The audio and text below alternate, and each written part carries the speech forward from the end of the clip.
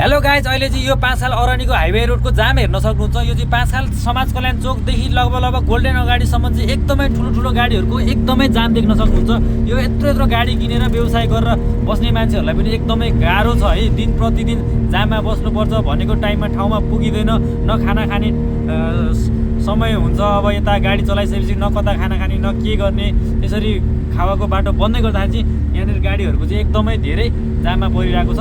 यो चाहिँ ट्याक्कै समाज कल्याण चोकसम्म गाडी नै गाडी छ। पुरै हेर्नुहोस्, यहाँ गोल्डेनदेखि समाज कल्याणसम्म यो खावाको बाटो चाहिँ लगभग 20 गतेसम्म बन्नुपर्ने थियो, त्यतिखेरसम्म बन्छ भनेको पनि थियो। अहिलेसम्म बाटो नबनिसकेपछि गाडीहरू चाहिँ यहाँनिर अब यो 8-9 बजीसम्म यो गाडीहरू चाहिँ छुट्दैन, यत्तिकै जाममा परिरहने छ है गाइज। यो अरनीको हाइवे रोड चाहिँ आज एक दिन होइन, 2 दिन होइन, यो गाडी व्यवसाय गर्ने मान्छेहरूलाई चाहिँ एकदमै गाह्रो भइसकेको छ, धेरै गाह्रो भइसकेको छ। खावाको बाटो चाहिँ अब एक साइड मात्र पिच भएको छ भने एक साइडको पिच हुन अझै बाँकी छ।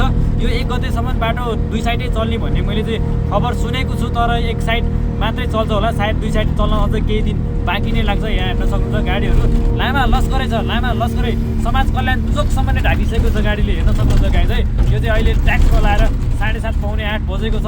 लामाहाटमा चाहिँ पुरै गाडीले थपक्कै बजारै भरिएको छ भने अब यो रविको बाटो 1 साइड खोलिदिएको भए पनि हुन्थ्यो नि। यसरी गाडीवालाहरूलाई दुःख दिएर हुन्छ दिन प्रतिदिन, कति दिन, 1 दिन होइन, 2 दिन होइन यार, यसरी त गाह्रो पर्छ नि होइन।